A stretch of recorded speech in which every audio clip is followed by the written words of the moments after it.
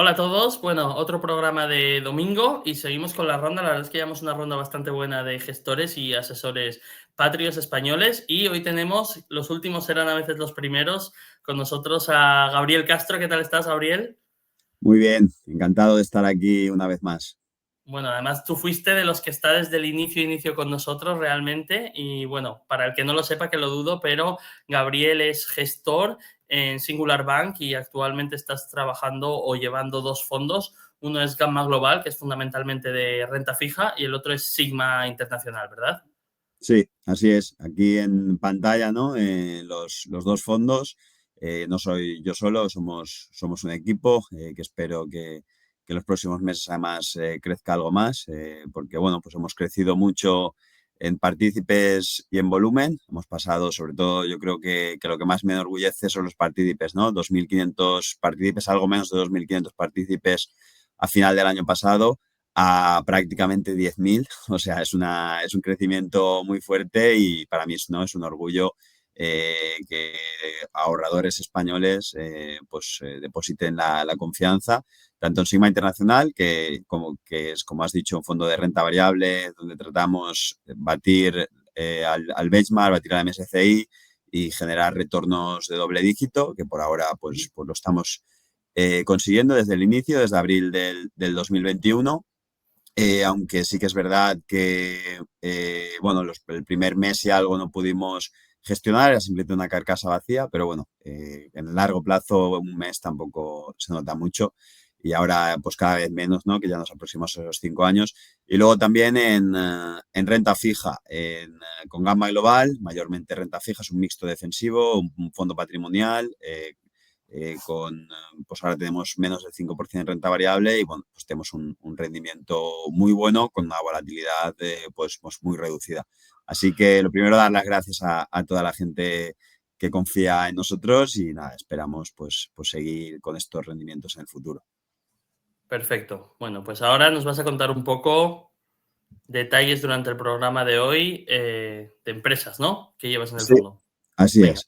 Voy a empezar, preparar una pequeñita presentación muy breve. También la publiqué más extensamente en mi canal de YouTube con el repaso trimestral, pero creo que hay tres cosas, ¿no? que me gustaría destacar. Y como en estos programas normalmente tenéis mucha más visibilidad que mi pequeño canal, pues aprovecho, Mm. ¿no? para que el partícipe o el potencial partícipe pues esté atento. Lo primero, pues Gama Global. Mucha gente me pregunta dónde contratar. Pues aquí hay todos los bancos que te dan acceso al fondo. Y luego un poco entender exactamente, ¿no? Porque cuando hablamos de renta fija, la renta fija es muy amplia. Aquí vendrán otros gestores, hablarán de otro tipo de renta fija y cada uno, ¿no? Tenemos nuestro nicho y el nicho que yo vengo trabajando en Gamma desde el inicio, pero prácticamente desde el 2016 a nivel carteras. Y por eso, pues gracias a esos buenos retornos, pues decidimos lanzar el fondo en el 2021. Es un nicho más especializado en bonos que en general no tienen rating, ¿no? O se consideran high yield o no tienen rating. Que no son peores bonos, que no tienen peor calificación, pero son más pequeños simplemente, ¿no? Entonces, bueno, Sí. pues hemos escuchado esta semana que Google emitía 15.000 millones, Meta emitía 30.000 millones para financiar esta inversión. Y claro, nuestras compañías emiten 300, 400, 500 millones, ¿no? Entonces, claro, pues Google y Meta acceden a un público objetivo y con unas condiciones con rating y con demás, que estas empresas, a pesar de ser empresas de calidad, pues no acceden, ¿no? Estamos hablando, por ejemplo, que tenemos muchas empresas repetidas en cartera, tanto en renta variable como en renta fija, ¿no? Pues estamos hablando de un Golar, de un International Petroleum, de un Navios, de empresas que no son tan grandes, pero no por ello son peores créditos, ¿no? Navios, por ejemplo, tiene una deuda muy baja, Sí. alrededor del 30 y poco por cien loan to value, pero con unos activos súper líquidos, con una owner, ¿no? Detrás que controla la empresa, que no va a dejarla caer, con unos contratos de largo plazo, es decir, que no pague ese bono Yo Navíos no tiene veo. deuda baja porque no lo gasta en recompras, ¿sabes? Así es, para el bonista muy bueno, para el accionista cuesta algo más. Pero Sí. bueno, entonces estas compañías pues están pagando un spread superior, ¿no? Un pico extra. ¿Por qué? Porque no está Moody's diciéndote si es buen rating, si es menor rating, y además mucha gente no puede entrar porque, claro, Navios ha emitido 300 millones.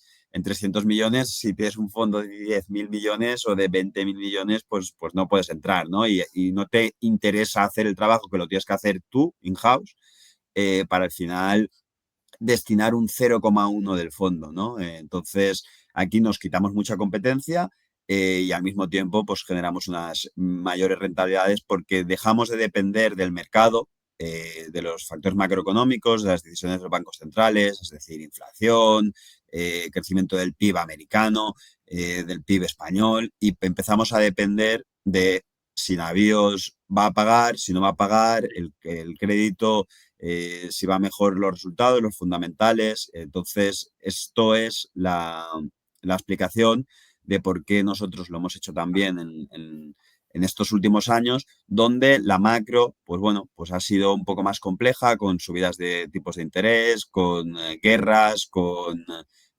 discusiones geopolíticas, y claro, pues nuestro fondo, como veremos a continuación, pues Pero apenas se ha movido, ¿no? una cosa que a mí me parece muy interesante, Gabriel, es que, claro, tú usas muchas veces el conocimiento que tienes por la parte del equity de las empresas para, como si tuvieras dos sombreros a veces, ¿no? Decir, bueno, esta empresa me la conozco perfectamente, sobre todo por la historia del equity, pero igual ahora para el equity no es lo más interesante, pero ojo con esos bonos, ¿no? Así Entonces, es. eso me parece un enfoque que no tanta gente tiene en este mundillo, porque tampoco hay tanta gente que tenga esos dos fondos o dos tipologías que tú tienes, ¿no? Pero yo creo que un ejemplo muy bueno es Quistos, ¿no? O sea, Quistos, una empresa que tú conoces muy bien, nosotros conocemos, nos hemos reunido 10.000 veces con Andrew y con Peter, y hubo cierto momento donde quizás no veías tan claro el equity, pero dijiste, ostras, es que estos bonos, es que esto está a un precio muy bueno, esto se va a pagar, aquí hay mucha seguridad, y ha sido, de hecho, si no recuerdo mal, una de tus mejores operaciones en Gamma, ¿no? Sí, desde luego nos ha dado punto y medio este año del 9% de rentabilidad que llevamos Brutal. acumulado y que es muchísimo, ¿no? Ningún bono en general mueve tanto el fondo, ¿no? Porque no tenemos esa concentración, pero claro, es que porque la idea de Gamma es no perder dinero, es generar un retorno suficiente, no sacarla del estadio, ¿no? Pero bueno, Claro. en Quistos el año pasado, o sea, ha pasado el bono de 70 a 105, ha subido un 40% con el cupón incluido y claro, pues eso se ha notado mucho y era una historia que no es normal porque se podría considerar un bono distrés. Nosotros en general no hacemos distrés porque claro, un 40% en un año es un Sí, retorno más comparable con el equity que con el total. fondo, ¿no? Con los bonos. Pero en este caso, pues bueno, teníamos mucho conocimiento de la historia y era una compañía donde teníamos muchísima más información que el resto del mercado y por eso pues hemos conseguido generar estos retornos. Pero bueno, en general, Quistos es un caso especial que ojalá salga cada 3 años, pero si es el caso, pues estaríamos muy contentos, pero bueno, es complejo, ¿no? Lo que Sí, nos centramos es esto, en fundamentales de la compañía, tenemos esa primera capa, eh, ese balance saneado, ese crecimiento que siempre, pues perfecto, pero sobre todo ese flujo de caja, ¿no? Esa generación de caja que es con lo que nos pagan, porque al final los intereses y el principal no se puede pagar con beneficios contables, ¿no? Se tiene que pagar con flujo de caja. Entonces, bueno, tenemos esa primera capa.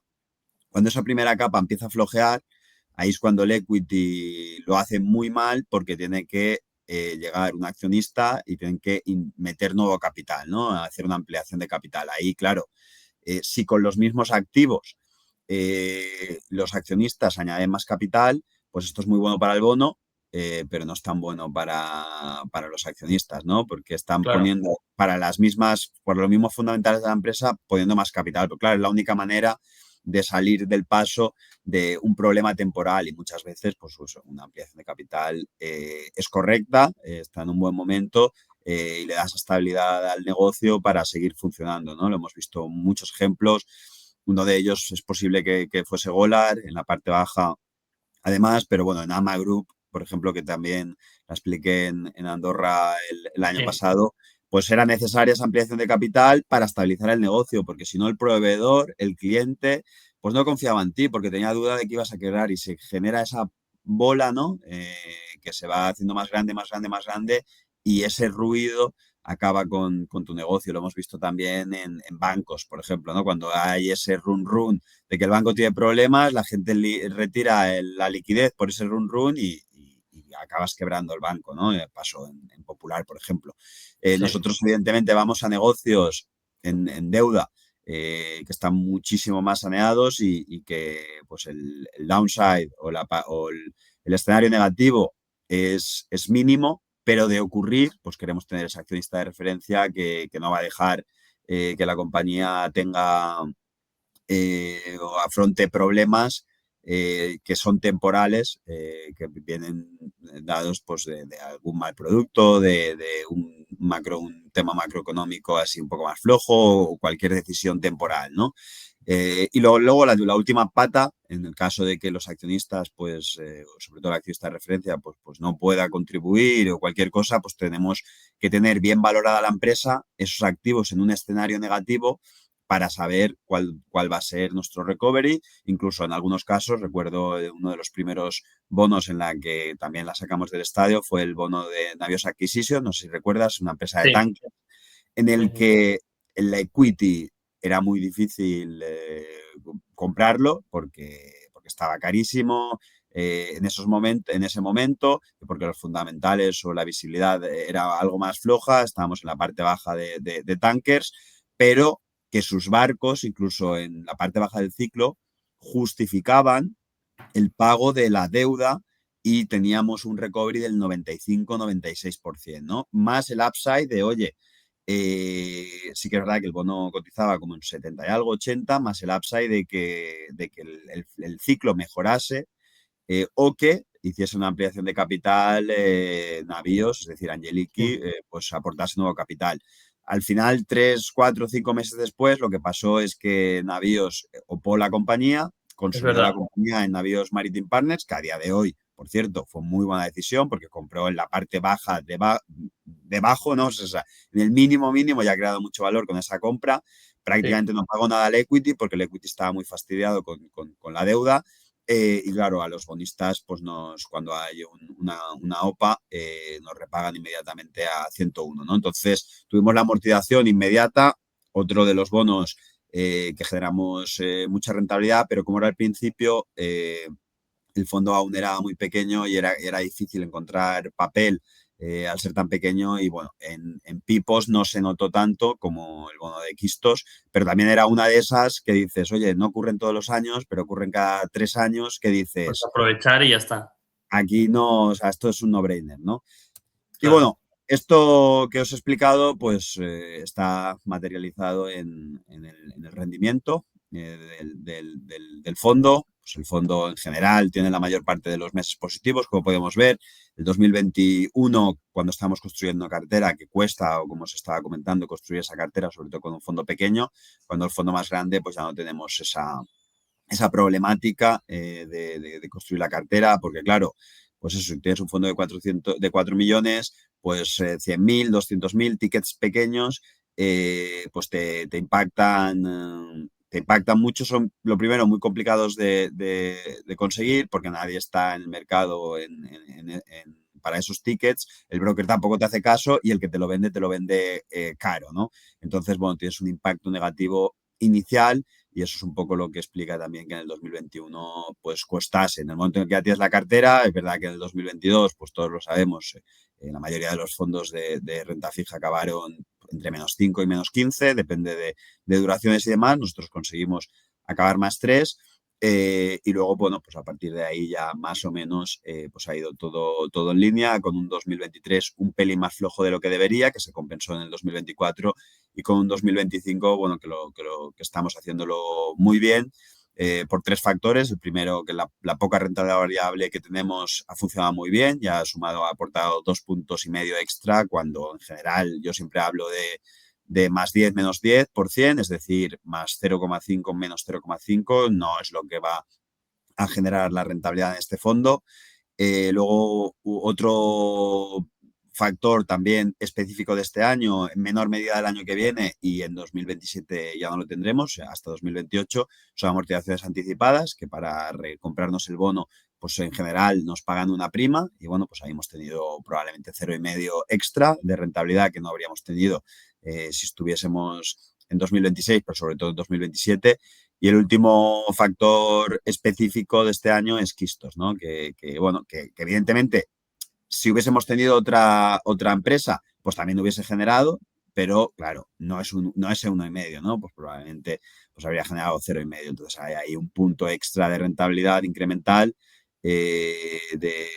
bueno, pues de esa oportunidad de Quistos, que esperemos que se dé cada 3 años, algo así, pero que no es replicable todos los años. Entonces, bueno, pues este año probablemente acabaremos holgadamente por encima del 9, porque tenemos más o menos una cartera que nos está dando neto para el partícipe 0,40, 0,50 mensual, lo que no significa que todos los meses, ojo, insisto, que esto no es un monetario, no significa que todos los meses periodifique eso, pero más o menos va ahí, y como son duraciones cortas, 3 años, 2 años, 4 años, pues normalmente el bono se mueve un poquito, pero termina yendo ahí rápido porque el vencimiento, el maturity, actúa de efecto imán, ¿no? Te atrae al bono a ese rendimiento, con lo que tu rentabilidad depende del cupón corrido. Es decir, yo compro un bono al 7%, el bono, ese cupón se va devengando diariamente, se va imputando en liquidativo diario,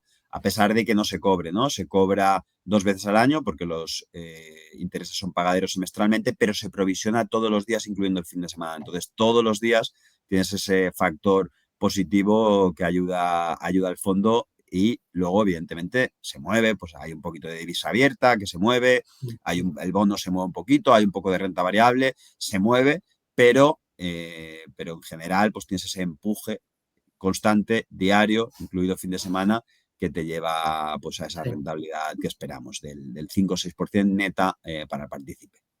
Perfecto. Y bueno, esto es lo último, que bueno, pues esta estrategia pues ya está consolidada, son varios años ya en el fondo, también antes, con tipos más bajos, con tipos más altos. Yo no he visto un cambio significativo en la rentabilidad, y lo que es el comportamiento del fondo va a depender de nuestra habilidad para seleccionar compañías, ¿no? No va a depender, como todos, o la mayor parte de estos activos, que dependen pues de factores macroeconómicos, ¿no? Luego también es verdad que los ETFs de renta fija pues no suelen funcionar tan bien como los de renta variable, ¿no? Porque el racional detrás de un ETF es comprar aquello que más grande es, ¿no? Aquello que más grande es, más bueno tiene que ser y más pesa. Claro, en renta fija, aquello que más deuda tiene, no sé si es lo mejor, ¿no? Habría que ver.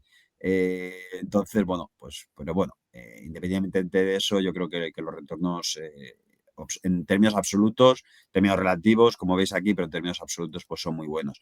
Y sobre todo, como nos defendemos pues en esos momentos de caídas, donde pues caemos, el fondo cae, el fondo se mueve, pero Pero caemos menos que el mercado.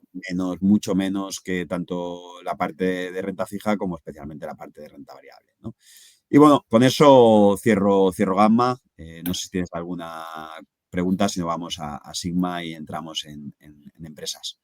No, a mí Gamma me gusta mucho para esa gente que no quiere correr riesgo, pero a su vez quiere sacar un rendimiento al dinero que tiene, ¿no? Entonces, al final, y también te digo, yo a veces pienso que está más seguro el dinero en un fondo como Gamma que igual en algún banco español, ¿sabes? Así que tampoco es mal sitio para sacar un rendimiento de forma segura. Así que venga, cuéntanos de Sí. Sigma. Yo estoy, ya te digo, muy contento, y sobre todo, ¿no? Oye, el fondo ha subido mucho, tal. Bueno, es que tenemos una cartera para seguir subiendo. Y así como en Sigma, pues cuando hay una subida muy fuerte, dices a la gente, oye, o sea, haz, ¿no? Aportaciones constantes, recurrentes, porque hay caídas. En Gamma Global sí que es verdad que en términos generales lo lógico es que cada poco tiempo se sigan haciendo máximos históricos por esto de que es renta fija y de que viene la rentabilidad por el cupón y no por precio, ¿no? Vamos a Sigma Internacional, fondo de renta variable, filosofía value. Aquí lo podemos contratar también en todos estos sitios. Destacar renta 4 versus Gamma. En Gamma no ha conseguido entrar en su plataforma. En Sigma sí que está. Y bueno, yo creo que al final hay que compararse con el jefe. El jefe podemos poner SP, podemos poner MSCI World, que al final es 70% SP. Es lo mismo, ¿no? Pero bueno, yo creo que lo que destacable aquí es que le sacamos prácticamente 20 puntos, que hemos generado alfa para todos los partícipes, después de comisiones, evidentemente, esta rentabilidad.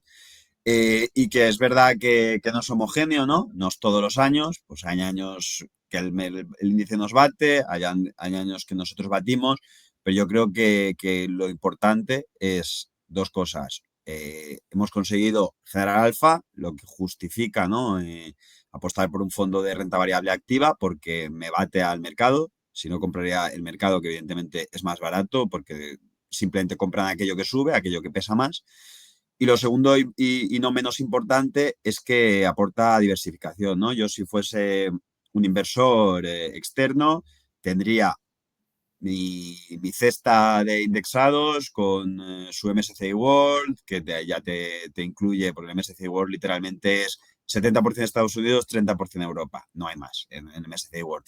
Y luego, pues probablemente, oye, yo tendría algo de emergentes, menor peso, evidentemente, pero emergentes también, con China ahí con un peso relevante, y tendría ahí pues mi cesta de inversión pues de esta manera, ¿no? De mercado, pero después diría, oye, eso en general va todo a una, ¿no? Cuando cae el mercado, cuando se mueve hacia arriba, cuando se mueve hacia abajo, cuando no se mueve, va todo a una. Entonces, ¿cómo diversifico? Pues buscaría fondos que generen alfa, que tengan una correlación diferente, ¿no? No me vale un fondo que haya generado alfa porque haya tenido las magníficas 7 con más peso que el índice, porque evidentemente esas magníficas 7 han batido al índice, por tanto, has generado alfa, pero tienes una correlación de 1 a 1. Cuando caiga el índice vas a caer tú porque tienes las mismas cosas, ¿no? Buscaría fondos, que hay muchos, españoles, internacionales, que hagan las cosas diferentes, que me hayan demostrado, no en un año, sino en un periodo de tiempo razonable, que generen alfa y que les escuche y que me parezca coherente la filosofía y cómo invierten, ¿no? Que no me estén diciendo, o yo personalmente, cada uno, pero bueno, aquí esto es un algoritmo, que no sé qué, y es que bate al índice, pero tampoco sé muy bien por qué, porque aquí pues a veces se activa, a veces no se activa, pues yo ahí personalmente no entro. Entonces, bueno, pues eso sería, y esto sí que puede ser recomendación personal que le doy a amigos, demás. Evidentemente yo lo tengo todo en nuestros fondos porque creo que Sí. vamos a batir y que es el mejor sitio donde estar, pero un externo, pues yo creo que está bien incluso también mezclar también con su pequeña carterita, ¿no? Y tener ahí pues esos tres vectores, esas tres palancas que son necesarias porque desde luego no podemos depender del dinero de la jubilación, y no podemos depender de sueldo futuro porque está claro que los sueldos en términos reales Sí. son negativos y sin abrir la cesta de que la inflación que nos reportan tiene más trampas que el solitario, ¿no? Ya. Porque ya me dirás si el alquiler, si la cesta de la compra y tal no están creciendo más del 2%. No, Bueno, no, si es que tú miras los precios que había, pongamos, pre-COVID y los actuales y dices, a ver, esto no ha subido a un 3-4% anual en 4 o 5 años ni de coña, ¿sabes? Ahora vas al súper y con 40 euros no te llevas ni 2 bolsas. exacto, bueno, y comprar casa, el alquiler también Mm. en correlación, que es pues el 30 al 40% del gasto normal de una familia, pero es Sí. que los colegios, o sea, cualquier cosa ha subido más del 2-3% anual que nos quieren contar, ¿no? O sea, yo no sé exactamente de dónde sacan esos números, pero desde luego están metiendo factores que no son los que afectan a la vida diaria de las personas de a pie como tú y yo, ¿no? Sin Y bueno, duda. por volver al fondo, pues en Sigma Internacional esto se va a mover, esto es renta variable, esto tiene trimestres, o sea, cada 90 días caídas, tiene trimestres fuertes, de caídas superiores al 10%, hemos tenido dos en el pues 2022, con todo aquello de la guerra y demás, y con Trump en abril de este año. Esto se mueve durante el mes, perdona, durante el trimestre, pero fijaros, ¿no? Que a pesar de esas grandes caídas intratrimestrales, pues la mayoría de los trimestres hemos conseguido acabar en positivo, que es milagro, ¿eh? O sea, esto al final es muy complicado. Nosotros, evidentemente, buscamos catalizadores, buscamos cosas, pero es muy difícil en un fondo de renta variable, pues, tener este rendimiento de meses y de años positivos que estamos teniendo, ¿no? Que el peor trimestre desde el inicio, e insisto, ya son prácticamente 5 años, ha sido un menos 5%, que un menos 5% puede caer el fondo en un día, ¿no? Porque así funciona la bolsa, ¿no? Eh, y entonces, bueno, pues tener esta, este histórico, pues es muy bonito y tal, pero yo más que en los meses positivos, que los trimestres positivos, me fijaría en cómo se mueve el fondo en cada trimestre, ¿no? Que hay caídas relevantes, en media todos los trimestres cae un 6, y la gente que no esté dispuesta a aceptar que el fondo se va a mover y que te puede caer un 15% y que no ha pasado absolutamente nada, que nosotros no somos tontos, que no estamos equivocados, sino que el mercado es un casino que se tiene que mover todos los días y a corto plazo pues nos permite a la gente informada pues tener esas oportunidades de comprar aquello que está barato y vender aquello que está caro, pero bueno, si no interiorizamos esto, pues entonces no, este fondo no es para vosotros, ¿no? A pesar de que la rentabilidad, pues eso, haya sido un 15% anual, haya sido muy buena desde el inicio, prácticamente ya un 90% de rentabilidad acumulada. Y bueno, es muy bonito decirlo. Oye, aquí casi que he doblado en 4 años y medio. Qué bien, ya. Pero si lo recomiendas a un amigo, compra y de repente empieza a -10. Se asusta, Claro. vende, y eso es a mí lo que me preocupa, ¿no? Esa gente que viene empujada por las rentabilidades pasadas, que no entienda que sí, que yo personalmente creo que lo vamos a seguir haciendo muy bien y especialmente mucho mejor que los índices, pero por el camino hay movimiento, ¿no? Y lo Aquello peor no. es que eso que tú dices pasa. O sea, pasa literalmente así el decir, ostras, entré, pero porque va muy bien, ya me hago mis ideas de a qué voy a sacar un 15% anual, te cojo un mes malo, ostras, -9%, no podía aguantarlo, no sé qué, me puse nervioso y vendí.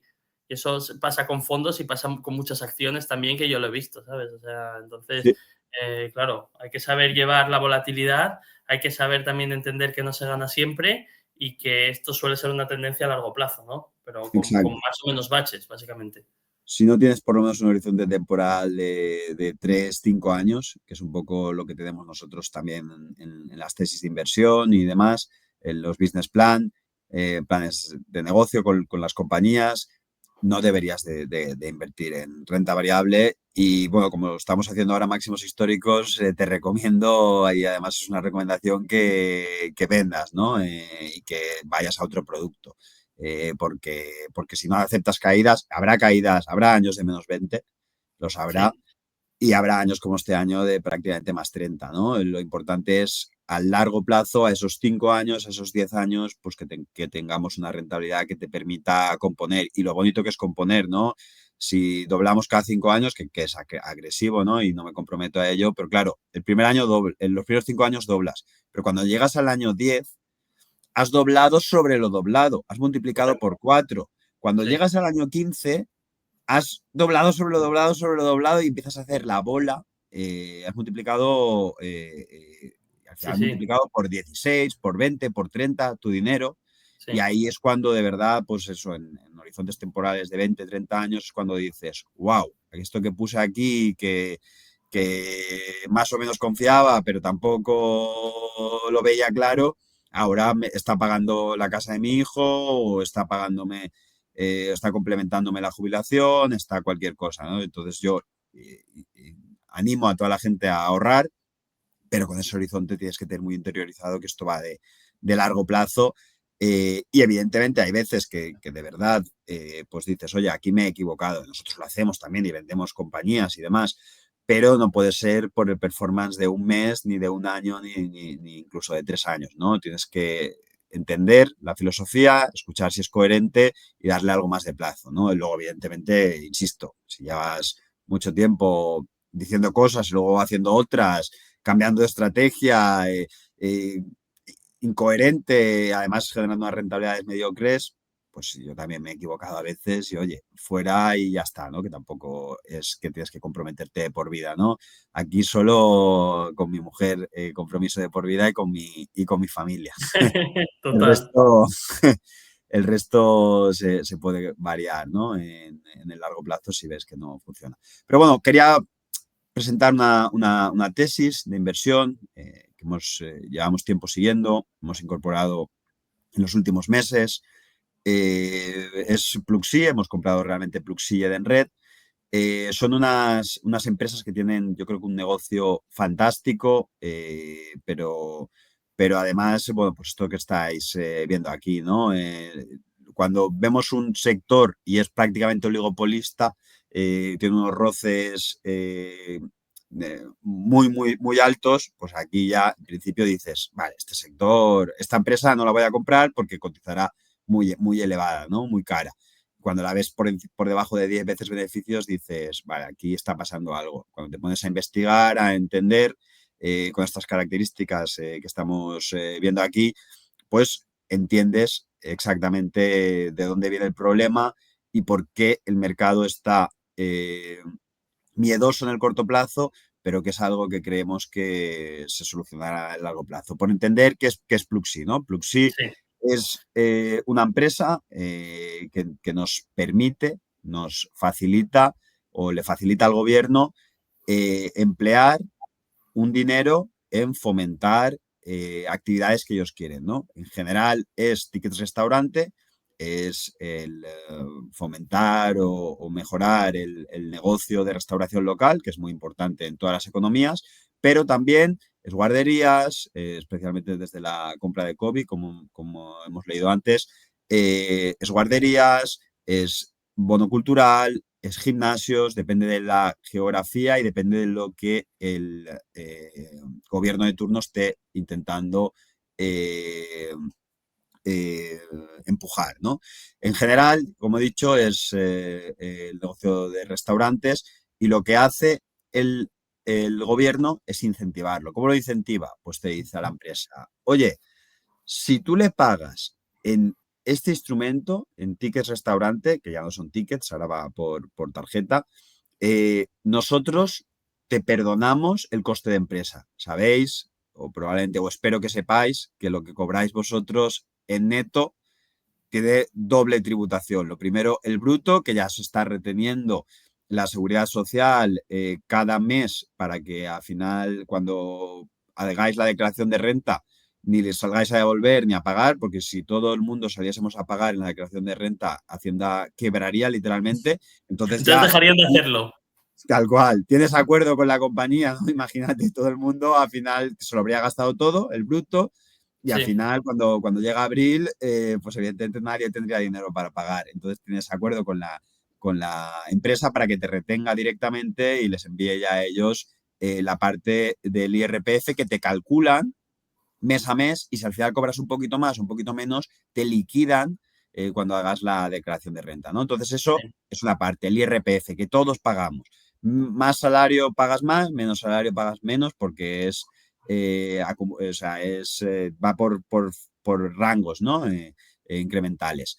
Y luego, encima de eso, en España, fuera en otras regiones no existe, la empresa, algo que tú no ves en tu sueldo bruto, también tiene un coste de empresa que suele ser un 30, depende del sueldo, un 30, un 40%, un 50% de lo que te pagan, ¿no? Si yo tengo un salario bruto de 30.000, pues probablemente la compañía esté pagando 40.000 por mí. 10.000 directamente que ni ves, 30.000 a ti y luego te retengo la cantidad correspondiente y a ti solo te llega el neto. Entonces, lo que hace el gobierno es, si le pagas de esta manera, si remuneras de esta manera, el coste de empresa te lo ahorras, pero además el trabajador se ahorra también la retención de IRPF. Entonces, de esos 9 euros, 11 euros diarios, perdonad, que existe en España, por poner un número súper redondo, 200 euros al mes, nosotros, que sería al año 2.400, pues de esos 2.400 no nos llegarían netos. Habría que retener, pues depende cada uno que tenga la retención. Podemos tener hasta retenciones del 50% en España, ¿no? Sí, Entonces nos llegaría de esos 2.500 la mitad, ¿no? 1.200, 1.250.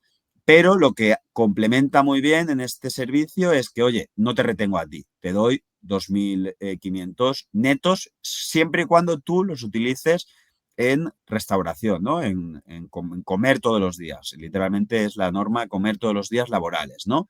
En no traerte tu tupper de casa y en ayudar pues, a la restauración local cerca de tu negocio. Pero es que además tú tienes ese ahorro fiscal, pero la empresa también tiene ese ahorro fiscal que de esos 2.500 he dicho pues que le pagaría también a la agencia tributaria española pues un 40, un 50, un 30% por encima de esa base que también se ahorra, ¿no? Entonces, bueno, pues es un negocio muy bueno para nosotros como consumidores, ¿no? O como empleados, también para la empresa, porque te tiene más contento, ¿no? Porque estás cobrando más con estos cheques y también para el negocio local, ¿no? A cargo de, evidentemente, déficit fiscal sí, para los gobiernos. Entonces, ¿cómo funciona? Tiene dos palancas. La primera palanca de Pluxee es, pues yo cobro en función del volumen, que va en función del número de clientes, es decir, cuántas entidades tengo. Tengo Singular Bank, tengo Momentum, tengo muchas entidades, ¿no? Luego, cuántos empleados tiene esa entidad.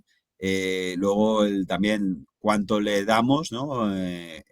Por día, que en general la gente va al máximo legal, que son 11 euros en España, número de días laborables y el valor nominal medio, ¿no? Con eso tenemos el volumen y lo que se cobra o como cobra es de Singular Bank porque me proporcione Pluxee este servicio, le paga un poco, generalmente muy poco, a lo mejor es un 0,5, un 0,25, un 1% del volumen.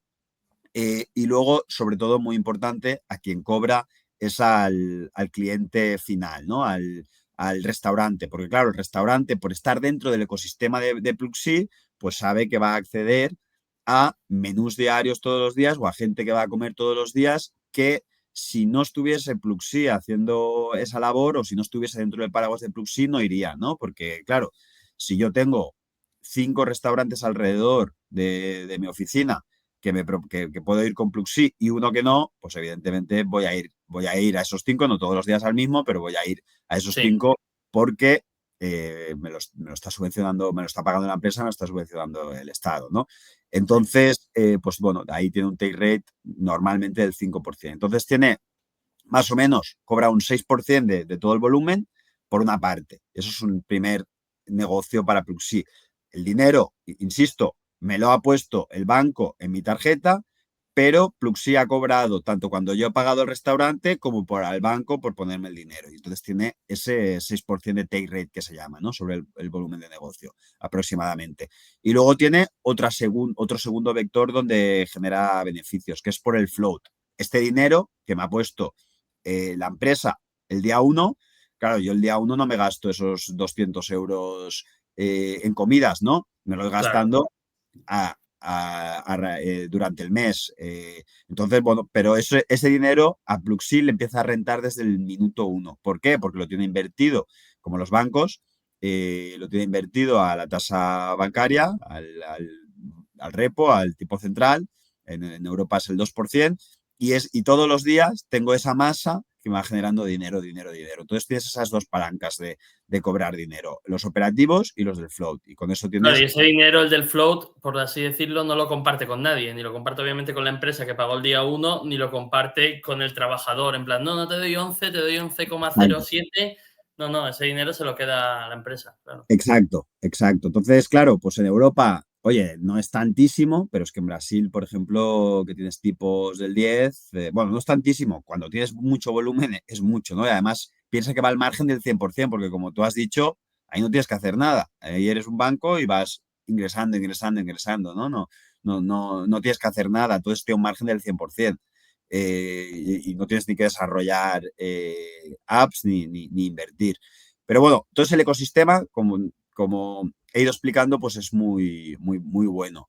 Porque en el momento en el que estás ya en su servicio, claro, a mí ahora Singular Bank no puede echar para atrás y quitarme de este servicio, ¿no?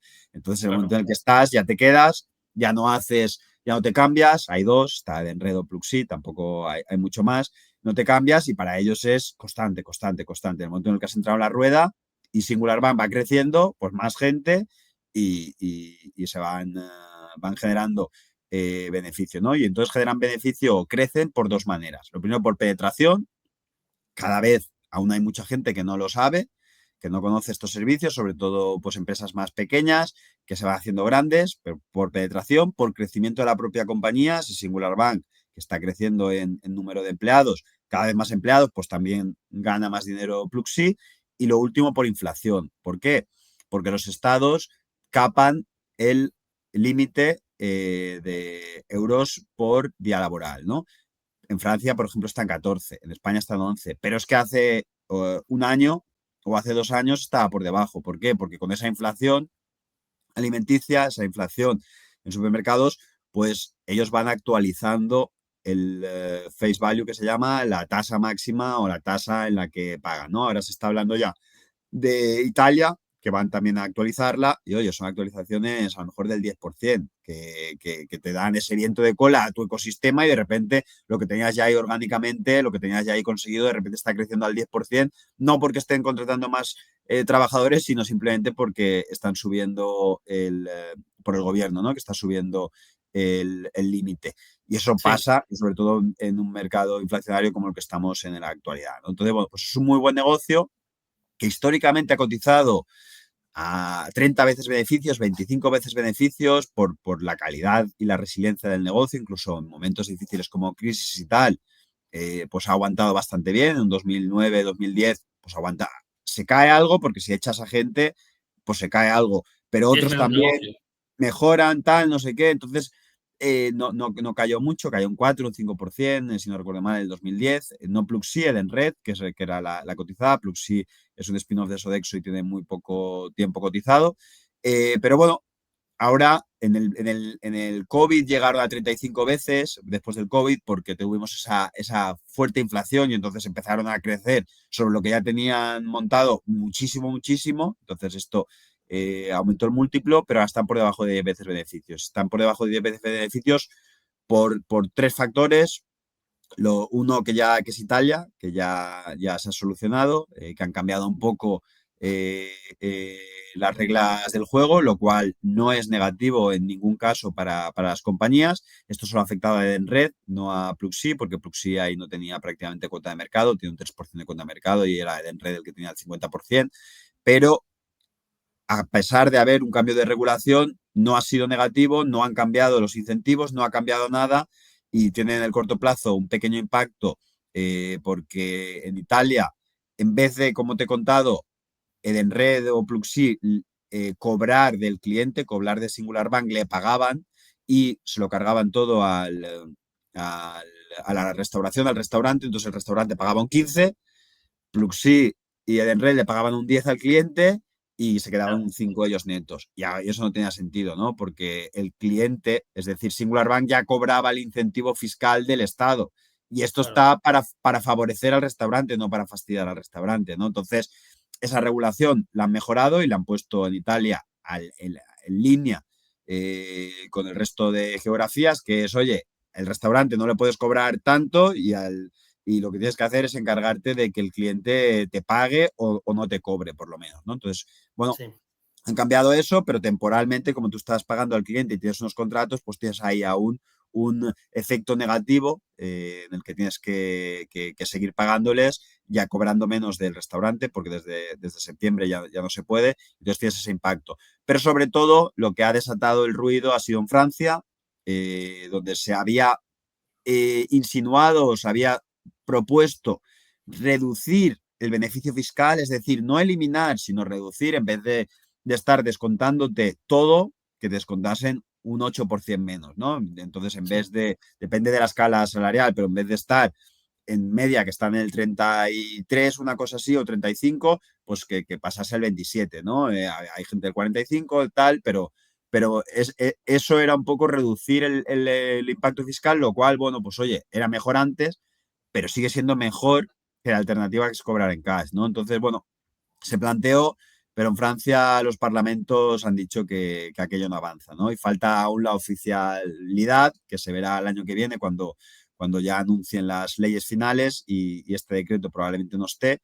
Pero bueno, será algo muy positivo saber que incluso no eliminar, reducir el incentivo fiscal, pues ni han conseguido plantearlo, ¿no? Y luego está en Brasil, donde también están con regulación y están intentando que el restaurante cobre antes, ¿no? Porque en Brasil también lo que ocurre es que no es solo que el float funciona como desde que la empresa me ha puesto el dinero a mí en la tarjeta, sino es que además luego yo tardo, como Pluxee, como empresa, 30 días en pagarle a, al restaurante, ¿no? Desde que yo he pagado contablemente hasta que Claro, reciben el flujo de caja, reciben el efectivo, pues tardan 30 días y quieren reducirlo a 2. Y claro, eso son pues 28 días menos de float, de ingreso de float en una geografía donde el tipo de interés es muy alto, ¿no? sí, Entonces, bueno, pues están intentando poner esta regulación. El regulador pensaba que iba a ser súper rápido, pero esto lo anunciaron pues ya hace más de un año y en teoría lo iban a plantear y a poner muy rápido, pero después, hablando con la industria, se dieron cuenta de que en Brasil, que es la única geografía donde hay más fragmentación, donde Pluxee y Edenred probablemente entre los dos tengan el 40% de cuota de mercado, lo cual en general en todos los países tiene el 70, el 80, y ahí, que tiene el 40 o incluso el 30, hay muchísimos pequeñitos players. Hay como 25, cuando generalmente hay 4 tíos por país, ¿no? Y Pluxee en red en todos los países tiene esa escala para poder invertir en I+D, invertir en digitalización, invertir en todo y que se diluya, ¿no? Y que no tenga ningún impacto. Entonces, en Brasil lo que ocurre es que como hay tantos pequeños players, pues esos pequeños players dependen mucho del float. No dependen tanto de las comisiones, donde no pueden empujar porque no tienen servicio, no tienen pulmón y no tienen desarrollo sin ni más de para poder empujar por altas comisiones, tanto a los clientes como a los restaurantes. Porque sí, claro, el restaurante, si no me vas a traer mucho flujo, tampoco me interesa, ¿no? Que estés ahí por 4 duras y de hacerme todo el exacto. desarrollo. Entonces, ¿qué es lo que pasa? Que si cambiamos y reducimos el float en 28 días, nos cargamos toda la competencia, ¿no? Y ahí se quedan entonces solo Pluxee y Edenred, lo cual es, insisto, a corto plazo negativo porque el primer año pierdes menos, pero como toda la competencia desaparece, enseguida literalmente te quedas con todo el mercado, ¿no?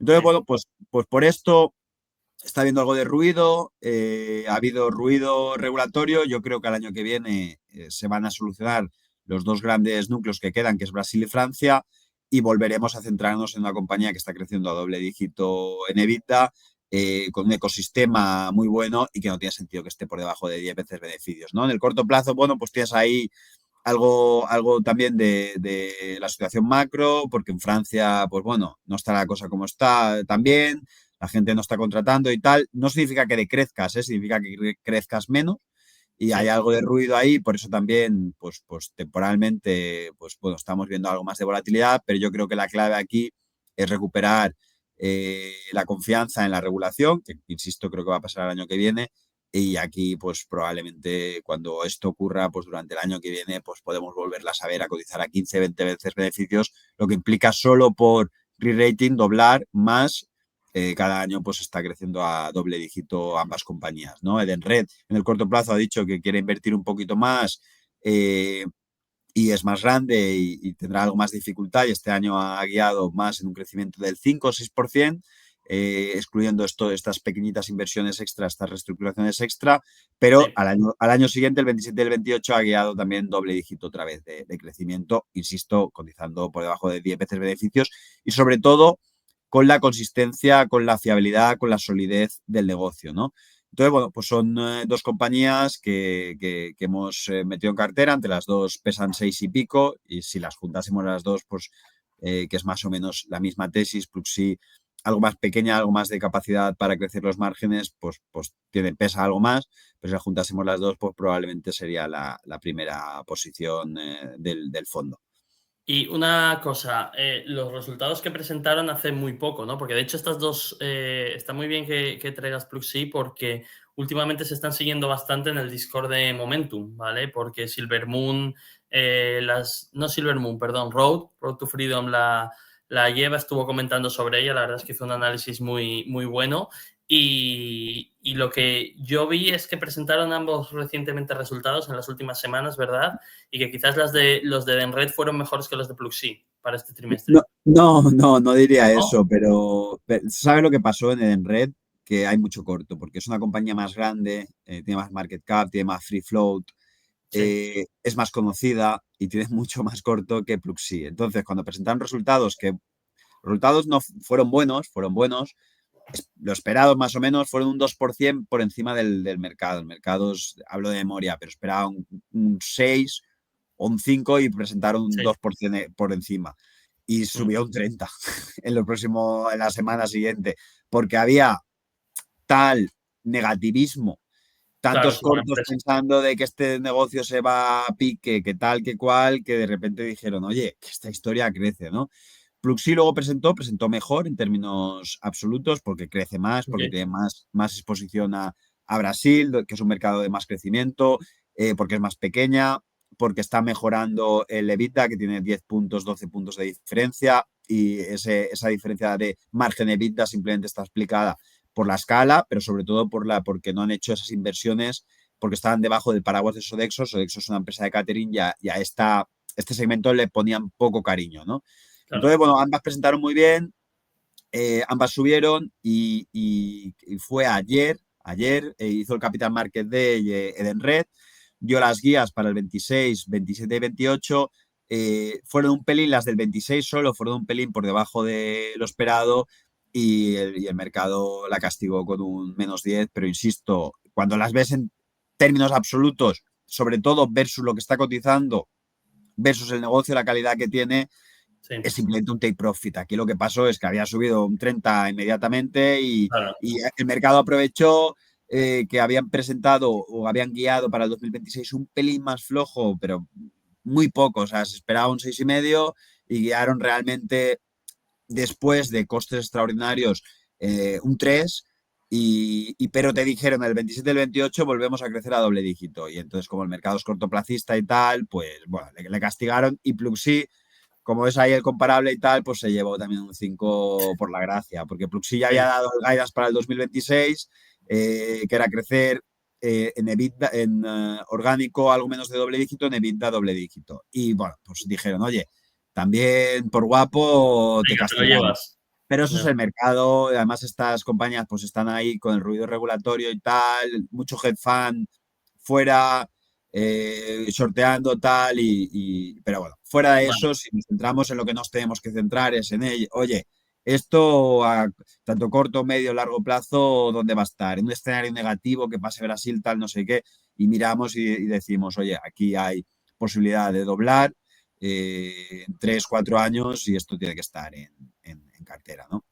Y Sí, luego lo último, y si quieres aquí entramos ya en detalle, que yo creo que es lo más sí. interesante, lo otro más o menos pues está también en el vídeo, con alguna cosa extra que hemos comentado aquí, y sobre todo más explicación de la tesis de inversión de Pluxee en red. Pero bueno, si empezamos si quieres por los detractores, Venga. porque claro, esto no, todos los años, un año de más 28 que llevamos, pues incluso en años así, hay empresas que han funcionado mal y hay tesis de inversión que se han caído, ¿no? No todo lo que cae es tesis de inversión rota, pero Sí, pues a veces sí. Y por ejemplo, Litigation Capital es una tesis de inversión rota, es un error de inversión. Gen2Media, muy probablemente, ahora entramos en detalle, y Cosmos no. Cosmos es una idea en la que estamos ahora montando más posición. posición y es una de las historias que mi hermano siempre me dice, cuando me cuentas una historia siempre espero a que caiga un 50% para comprar mucho, porque el Golar, un Navíos han sido historias de multiplicar por muchas veces el capital, ¿no? Sin duda. Sí. Pero en general, cuando nosotros compramos, bueno, ya estamos viendo cosas, pero la empresa no está yendo bien, evidentemente, por eso estamos comprando, pensamos que es algo temporal, pero ese temporal no significa ya hemos comprado nosotros hoy, ya empieza a subir, ¿no? Eso no suele ser así. Entonces, para comprar barato tienes que identificar ruido temporal y normalmente ese ruido temporal no se acaba en el momento en el que compras. Suele seguir cayendo y coges también más confianza, has hecho más trabajo. Nosotros además en eso creo que sí que nos diferenciamos. Soy muy, muy pesado, no solo con management, cadena de valor, competidores, muy encima para conocer muy bien toda la situación y para ver pues, puntos exactos y si me estoy equivocando o no, ¿no? Y bueno, pues en Cosmos está el precio del petróleo cayendo, es una empresa de productora de petróleo y gas que ha desarrollado sobre todo el GTA de la mano de Golar, que por eso la conocemos. Han tardado mucho, lo han hecho fatal, pero al final está funcionando porque lo ha llevado BP, pero al final está funcionando. Y bueno, pues ha tardado mucho y el mercado pues ha visto que han gastado mucho CAPEX y que la empresa tiene Mucha deuda. algo más deuda de la que debería. Y al mismo tiempo, otro de los yacimientos importantes para ellos, que es Jubilee, que el operador era Tullow, pues Tullow también ha tenido sus propios problemas, ha descuidado un poco el pozo y también ha funcionado más o menos medianamente mal, ¿no? Entonces, Sí, bueno, pues eso es lo que el mercado ve y tiene toda la razón, o sea, pero eso es pasado, ¿no? Lo que tenemos que ver es el futuro. Y el futuro ya, este trimestre y sobre todo la guía, nos confirma que ya hemos llegado a ese punto de inflexión y que no le vemos riesgo de crédito porque tienen ya el GTA bien desarrollado y pueden poner deuda para pagar a los bonistas, que es lo que tiene vencimiento. Cuando tienes riesgo es porque tienes un vencimiento o estás rompiendo covenants que son esas garantías, ¿no? Esas cláusulas de seguridad que nos ponemos los acreedores para decir si está yendo mal la historia, tienes que parar. Y no es el caso, no están rompiendo covenants, no tienen ningún problema, pero cuando tienes vencimientos cerca, cuando tienes que devolver el capital, si el mercado te ve estresado, claro, no te refinancia, ¿no? Pero bueno, ellos tienen la seguridad ahora de que han desarrollado el GTA, que han metido ahí dinero, dinero y dinero y no tienen ningún problema, absolutamente ningún problema para levantar 400 millones y estaría súper poco apalancado porque mucha gente no lo sabe, pero dentro del GTA, que es una empresa como tal, participada en mayor medida por BP, pero también Mauritania, Senegal y Cosmos, la empresa como tal le debe 300 millones a Cosmos, que le va a ir pagando en los próximos años. 300 millones. Solo apalancar Cosmos podría apalancar 400 millones, incluso solo sería tocar esa parte que le debe la empresa, ¿no? No hablaríamos ni del activo que es magnífico, ¿no? Y que tiene ahí un sí. potencial increíble. Entonces, bueno, pues nosotros vemos eso, que el mercado, pues bueno, hay mucho ruido de que el petróleo se va a ir a 50, esto es una pequeñita compañía, no hay un accionista de referencia y tal, y bueno, pues mucha volatilidad y entonces, pues bueno, pues están castigándola, pero creemos que desde aquí pues tiene mucho sentido tener la posición. Luego, Litigation Capital es una compañía donde teníamos clarísimo A desde ver, el inicio. antes de que cierres el tema de Cosmos, decir que obviamente, claro, estos precios del oil también son una putada. Es decir, si ahora el oil estuviera 80, también las cosas se verían de otra manera diferente, ¿no? Pero lo que tú comentas de la deuda, ¿tiene mucha deuda? Sí. ¿Hay riesgo de que quiebre? Para mí también es bajo porque no lo comentaste porque no entraste en detalle, pero bueno, han hecho una serie de refinanciaciones, Shell les ha puesto pasta, imagino que sabes el típico contrato de a cambio del oil o lo que sea y demás, Sí, se han hecho pero los take claro, los take, exacto. del Golfo de América, México Sí, literalmente, y le han hecho los take y a cambio le ha dado 250 millones secure contra ese activo. Y ese claro, activo es enanísimo comparado con el GTA, ¿no? sí, En potencial futuro y en potencial presente. Entonces, ahí han levantado 250. Yo creo que levantar 350, 500, 400 en el GTA no les va a resultar ningún problema, ¿no? y Pero eso se sí, espera, sí. de hecho, en Q4, ¿no? Incluso hablaban. No, yo en Q4 deberían ya porque claro, para hacer ramp up de un proyecto de estos, de una barbaridad de inversión, yo creo que se han dejado ahí entre todos 8.000 millones. Offshore, 3.000 metros, están sacando petróleo de 3.000 metros por debajo de la superficie, ¿no? En el mar, en medio Sí, del mar. eh, cuesta, ¿no? Pero en el momento en el que estás es súper estable. Eso ya es, no, hay más problemas normalmente en el Shell Waters, cerca Sí, de la costa, que cuando lo tienes ya todo estructurado en medio del mar, ¿no? sí, Entonces, con mucha profundidad. Entonces, tarda en hacer el ramp up, ya lo han hecho en producción y ahora les toca hacer el ramp up en costes. Quitar, pues ahí tienes un leasing, que es un alquiler del barco, del FPSO, que estás extrayendo el petróleo y separando también el gas, que es una empresa tal de gas, pero y separando con los condensados. Y entonces ahí tienes un alquiler porque estabas en fase de construcción y tienes unos riesgos. Pero cuando entras en fase de producción, aquello ya es un bono, ¿no? Entonces el banco te presta claro, un capital, bueno, banco, suelen ser empresas chinas, te hacen leasing a un rate diferente, ¿no? sí, Entonces, bueno, pues están ahora en Q4, lo que van a hacer es, ya tienen Google la producción y ahora voy a quitarme a toda la gente que ya me sobra aquí, que han estado haciendo el ramp up, mirando, auditando, tal, no sé qué, esos todos fuera, porque esto ya va bien y además cambio el alquiler y ahí es cuando ya te quedas el negocio, tanto en producción como en costes, limpio.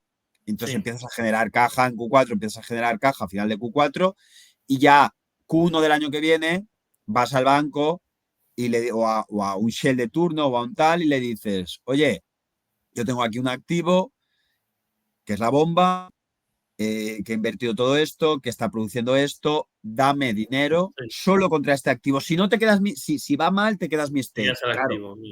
yo también querría prestar como Gamma, querría prestar contra ese activo, porque ese activo Sí, es una sí, pasada, tienes ahí muchísimo potencial sí, y también no solo potencial futuro, sino presente, ¿no? sí, Entonces, bueno, pues apalancar de esa manera y repagar el bono del 2027, pues yo creo que es algo que te va a limpiar el ruido que tú estás comentando de que la gente cree que esto va a quebrar y tal, pero sobre todo te va a dar la seguridad de que no necesitas ampliación de capital y de que los Shell de turno o un banco está confiando que ese proyecto, después de haberlo auditado 6.000 millones de veces, va a ir genial, ¿no? Entonces, yo creo sí, que al año que viene, entre que ya dejan de invertir, que ya están dejando de invertir, y entre que ya han limpiado todos los costes y la producción aumenta, pues empiezas sí, a generar 300, 400, 500 millones de caja y esta compañía vale en bolsa 700, tienes sí. de deuda 2.000, pero claro, si le muerdes cada año 300, 400 millones a Cada esos enterprise 2.000 value, un poco, y si ya ni te hablo de contra el equity, lo que hace, porque el equity puede doblar y contra el enterprise value prácticamente ni te enteras. Es una compañía claro, más arriesgada porque tiene poco equity versus enterprise value versus deuda, pero yo creo que tenemos ahí más información que el mercado sobre que la parte difícil ya está hecha y ahora solo falta limpiar. Y eso, ¿cuándo se verá? Pues probablemente se verá no tanto en Q4, los resultados de Q4 que se presentarán en febrero ya serán mejores y ya, oye, muy bien, pero sobre todo en los resultados de Q1 y Q2 sobre el verano ya tendrás una compañía imprimiendo caja, siempre y cuando el petróleo no caiga desde aquí, si cae desde aquí pues se retrasará un poco, pero no será el fin del mundo, y si se va pues a 70 o 80, pues ahí ya es cuando tienes aquí, esa es la opcionalidad, ¿no? Entonces, yo me preocupo de que el downside esté cubierto, de que incluso en un escenario negativo no tengamos problemas, pero si llega el petróleo para arriba, pues entonces es cuando la sacas del estadio. Y aquí en Equity sí que busco eso, ¿no? Busco sacarla del estadio minimizando los riesgos. Y por eso es el error de Litigation Capital, que estos cuéntanos. Yo no la son, conozco además. son una especie de Burford, financiación de litigios, pero a pequeña escala. Tenía un track record muy bueno, actuando en Londres y en Australia, muy, muy bueno, retornos increíbles durante mucho tiempo, pero intentaron ir a la liga de Burford, a la liga de los mayores, ¿no? Y cuando vas a la liga de los mayores, pues puede ser que te siga yendo bien o que te pase lo que le ha pasado, que acabe contigo, ¿no? Porque ir a la Liga de los Mayores implica hacer una inversión tanto en captación como en personal, como en contactos, como en todo, que tiene un riesgo. Y ellos, pues bueno, han tomado ese riesgo. También cogieron algo de deuda, evidentemente, porque necesitas, ¿no?, tu activo para fondos de litigación, igual como para mis fondos, es el volumen, es el capital. Entonces, bueno, para aumentar el capital tomaron también algo más de deuda y cuando te va mal el performance, que es lo que les ha pasado, pues te sacan del juego. Entonces era una historia en la que si les salía bien, pues eran por 5, por 6, incluso más, pues era un Burford al inicio, ¿no?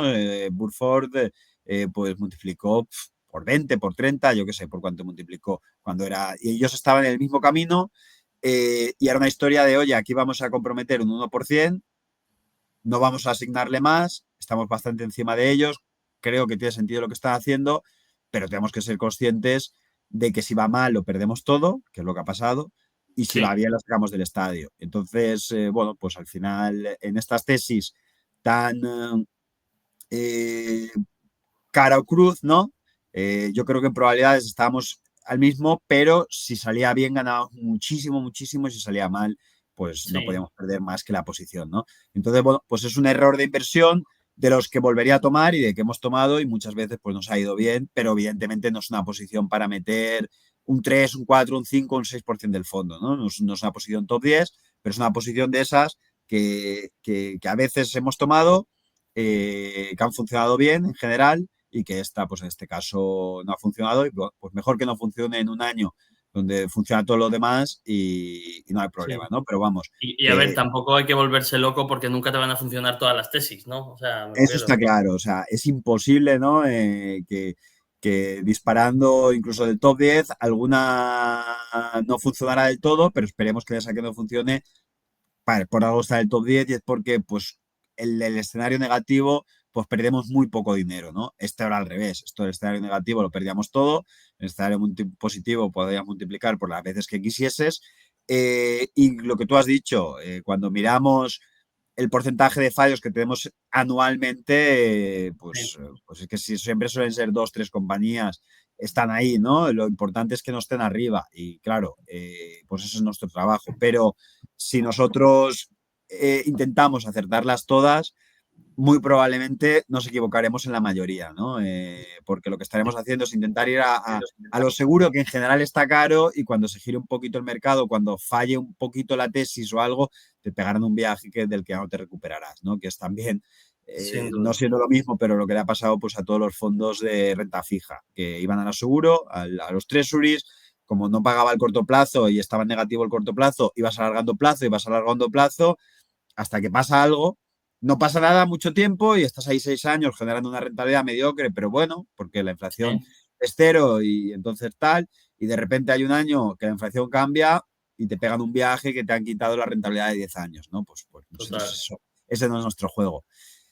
Y la Gento. última, Gento Media, es una compañía que es una de estas compañías, ¿no? Que tengo más dudas. Aquí aún no diría que es una fallo en la tesis de inversión, pero cuando la veo unos nubarrones que antes no existían, ¿no? Y vamos a diferenciar. Primero vamos a explicar qué es Gento Media. Es una empresa que lo que se dedica es a atraer clientes a las plataformas o casinos online, ¿no? O casas de apuesta online, ¿no? Entonces, bueno, pues su labor es eh, nutrir estas plataformas como un PokerStars de turno y demás, ¿no? ¿Qué es lo que pasa? Que para hacerlo tiene dos canales. El primero es dar un bono de bienvenida, que oye, pues a mí me das un bono de que normalmente son 150, 200 euros y, oye, evidentemente tengo que hacer, ¿no? No me lo dan gratis, tengo que hacer en general también un depósito y Sí, luego pues ellos me lo complementan, ¿no? Y bueno, pues es una manera, yo lo veo en internet tal, y que Gento Media me está diciendo que en PokerStars o una de las empresas de Gento Media me está diciendo que en PokerStars me dan 50 euros si pongo 50 más. Y bueno, pues oye, si quiero pasármelo bien o en apuestas y tal, para apostar al Valencia, pero en contra, pues, porque últimamente, pues lo hago, ¿no? Y lo utilizo. Esto es su negocio, pero también, evidentemente, pues si es solo dando un bono, pues hay muchísimas compañías que lo pueden hacer, ¿no? Y ellos tratan de diferenciarse. ¿Cómo se diferencian? Pues tienen muchas webs en las que te hacen comparaciones de casinos, comparaciones de juegos, explicaciones, cómo mejorar tus posibilidades de ganar, tienen foro, tienen tal, estrategias, juegos, ¿no? Y te dan ahí una información extra que te ayuda a ti y que te hace entrar a través de ellos, ¿no? Y eso es un poco, y coger el bono a través de ellos porque has ido informándote, en general, pues buscas por internet y aparecen de las primeras partes en Google, que es como te tienes que posicionar online, ¿no? Y entonces entras ahí en el foro, aprendes conocimiento y terminas cogiendo el bono con ellos, ¿no? Como funciona para Gento es, oye, en PokerStars compartimos las pérdidas. Lamentablemente es como funciona, ¿no? La mayoría de la gente jugamos para divertirnos y terminamos perdiendo, ¿no? Entonces, Sí. cuando se acaba el bono de bienvenida, el 40% de las pérdidas que genere ese cliente de por vida hace que es el beneficio de Gentomedia. Entonces, Sí. bueno, pues es un negocio muy bueno porque yo me registré pues hace 15 años y aún cada año pongo algunos eurillos para ver si es el año del Valencia y me forro, pero lamentablemente no es el caso. Más Y camino de Gento, que el año del Valencia sea simplemente estar en primera, ¿eh? lamentablemente estamos ahí, por eso necesito ganar mucho dinero en Sigma y en Gamma, en componer, para poder comprar el Valencia a nivel personal en el futuro. Pero bueno, aún queda. Aún no estamos ahí, pero bueno, componiendo al 15%, en algún momento llegaré. Pero bueno, entonces es un negocio muy bueno porque en el momento en el que consigues el cliente, pues ya lo tienes de para siempre, ¿no? ¿Qué ha pasado este año? Este año lo que ha pasado sobre todo es en Brasil. Brasil era un mercado fuerte y lo que ha pasado este año es que ha cambiado la regulación y entonces se ha hecho limpieza de usuarios. Es decir, el cliente que yo tenía desde hace 20 años ya no me sirve, ya no es mío, porque han cambiado la regulación y han reseteado los usuarios. Entonces, claro, ahí tengo inmediatamente un impacto, ¿no? Brasil, ellos querían que ninguna geografía les pesase más de un 10%, por problemas como este, pero Brasil les pesa más y es uno de los mercados más significativos, ¿no? Entonces lo que les ha pasado es que, oye, reset, ya no gano nada y tengo que volver a captar. Bueno, pues es un problema temporal, oye, no pasa nada, ¿no? Es un problema temporal, el negocio es bueno, el negocio tiene unos márgenes increíbles, el negocio crece muy bien porque está creciendo el juego online, tiene sentido. Y entonces, bueno, pues aunque a corto plazo tenga ese impacto, voy a comprar más porque es un impacto temporal, ¿no? Entonces, bueno, pues en general, hoy estaríamos comprando mucho más. ¿Qué ocurre? ¿Qué veo aquí? Y ya te digo, nosotros somos, como te he dicho, lo que nos diferencia es que somos unos locos que hablamos con todo el mundo, con toda la cadena de valor que podemos, nos ponemos en contacto con ellos, incluso con los dueños, ¿no? de la compañía, que están ahí al borde del el takeover, ¿no? No pueden comprar más porque si no están forzados a ofrecer a todo el mundo una OPA, ¿no? Lo que ocurre es que la inteligencia artificial está disruptiendo el mercado. ¿Por qué? Porque, ¿qué te he dicho yo? Que aquí donde tienes que posicionarte es en Google, tienes que posicionarte con buena información, tienes que posicionarte pagándole a Google, tienes que posicionarte arriba y eso es todo tu negocio. Eso es todo tu negocio.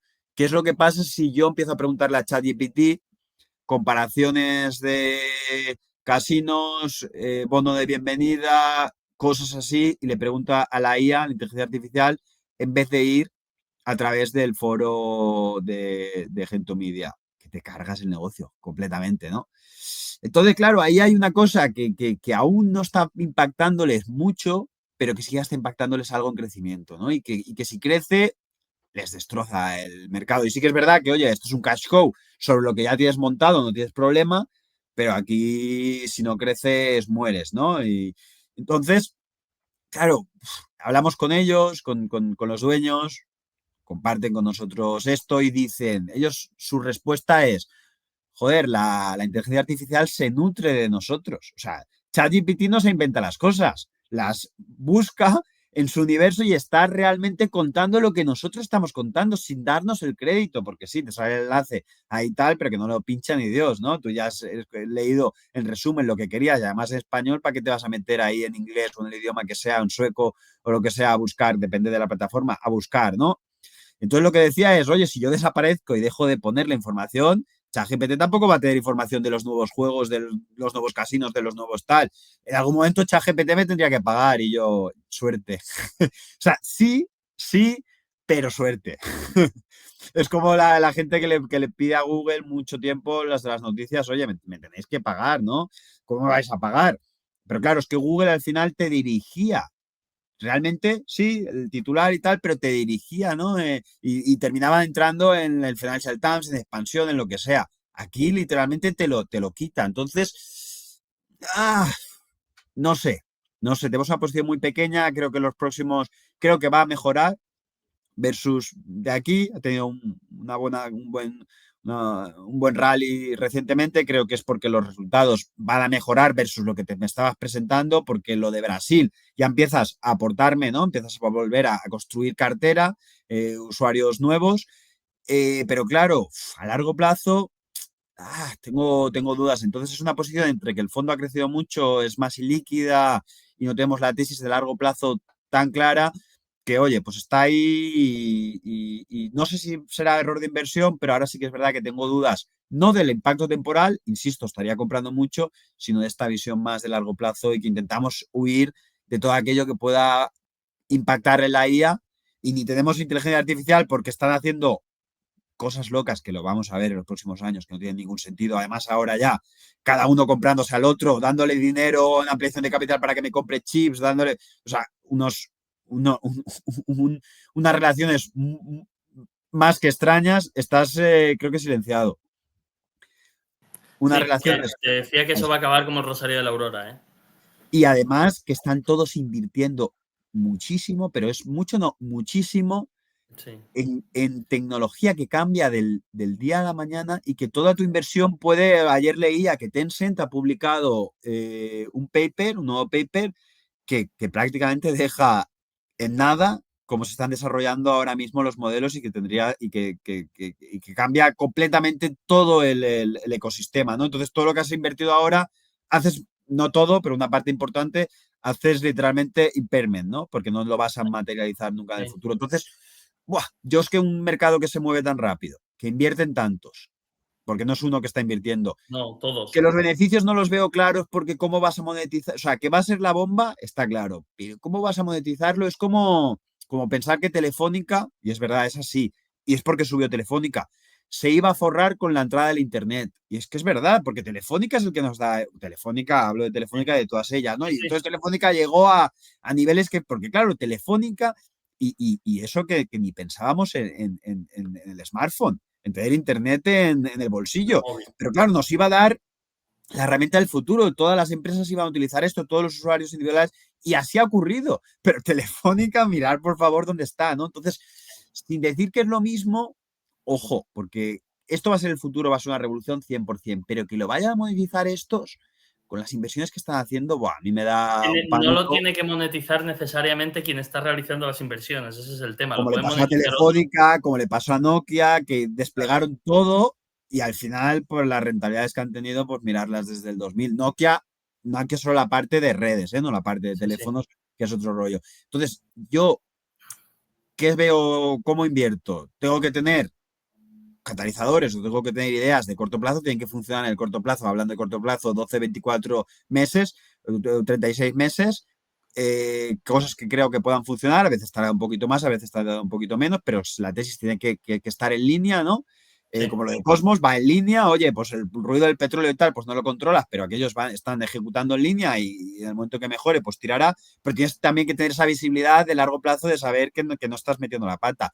Y aquí en Gento Media tengo dudas y por eso no entro, pero es que en las Magníficas 7 me explota la cabeza siempre que leo estas historias, aunque a corto plazo, oye, ole los resultados que están presentando, ¿no? Y Sí. fuera de eso, ya por terminar, si quieres hablar de Alibaba.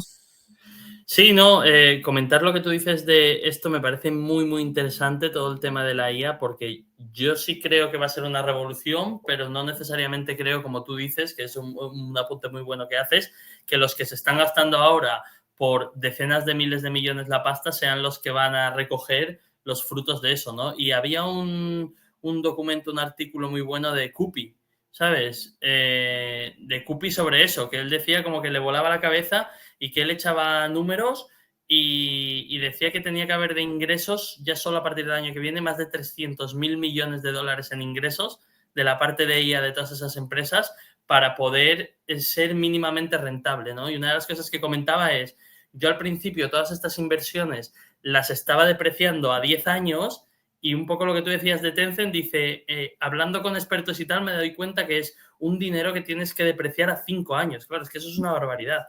Depreciar a 4 o 5 años los 30.000 millones que Sí, te está gastando Meta. porque en tan corto plazo generar rentabilidad para justificar esas inversiones y generar rentabilidades del 15, 20, 25% que se asumen a estos negocios, uf, no lo he leído lo de Cupi, también es verdad que él está muy sesgado, ¿eh? Yo creo que me Sí, considero más abierto de mente. El tío es muy, muy focus en tal, pero yo aquí no lo he leído, lo leeré, pero creo sí, ya te lo pasaré.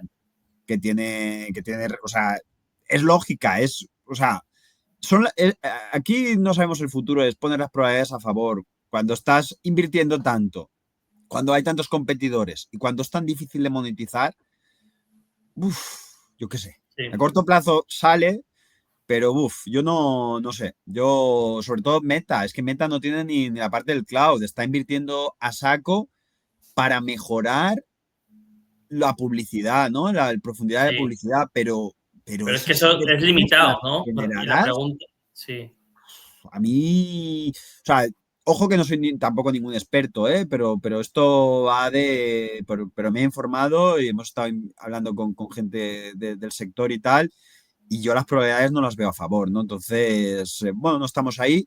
Y yo creo que en algún momento pesará entre que está exigente, porque todo el mundo está muy, muy caliente, ¿no? Muy excitado con el tema.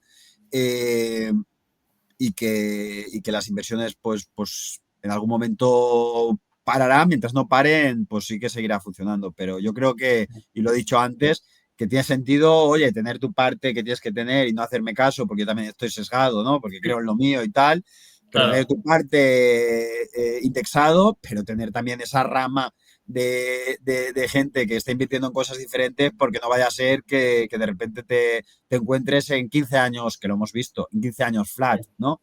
Que eso hace mucho daño y bueno, pues tener esa diversificación pues funciona muy bien. Perfecto, pues vamos a hablar ahora si quieres de Alibaba, pero antes de ponernos a hablar de Alibaba, voy a poner un vídeo que son unos 4 minutos más o menos de Alberto Lebrón, que es un tío que es doctor en economía por la Universidad de Pekín estudiándolo en chino, el tío allí, o sea, es una eminencia, está especializado en temas de geopolítica y temas de economía de allí de China y las relaciones de China con otros países. Y este es un pequeño corte de un vídeo que trajimos al club, más o menos viene al club cada 2 meses, entonces nos puede servir un poco de introducción para hablar de China, ¿vale?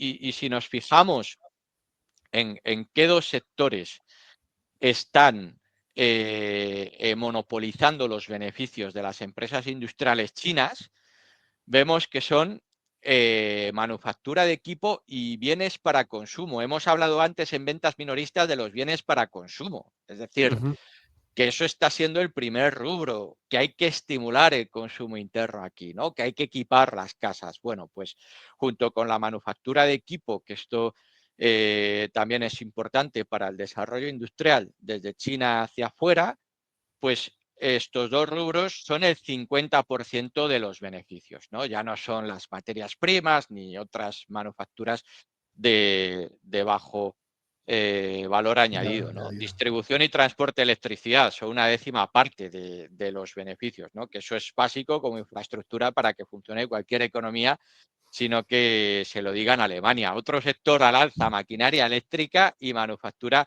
avanzada, aumentando dobles dígitos los beneficios, ¿no? Y atentos, que esto luego lo podemos comentar con el plan quinquenal, donde puede haber oportunidades de inversión y qué es lo que se está incentivando desde China ahora mismo. Podemos entrar ya en el plan quinquenal, ¿eh? Claro, Yo creo claro. que viene Los directo equipos, entrar ya en el plan quinquenal. Al cual sí, vas. sí. Ya Pues entramos ya. fijaos en los equipos de computación y telecomunicaciones, que son una décima parte también del beneficio industrial. En el plan quinquenal, no sé por dónde queréis empezar. Si queréis Mira, una visión general. Sí, yo te comento un poco mi visión, la que me ha quedado a mí de mirar lo poco que he leído, y ya le das tú con todo. No sé si José quiere comentar algo también. No, dale vos.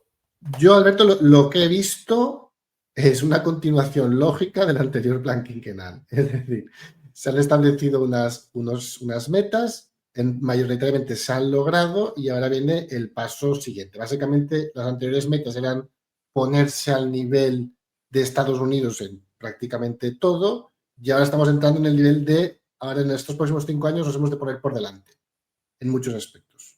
Y acabar de pulir los chips y tal, que aún no estamos al nivel. Es la idea que me ha quedado a mí. Lo estás clavando, Ciprés, porque es exactamente esto, y además he hecho los deberes que me puso José la última vez, es decir, tratar de traer también algunos sectores y empresas de interés que lo podemos enganchar de seguido, ¿no?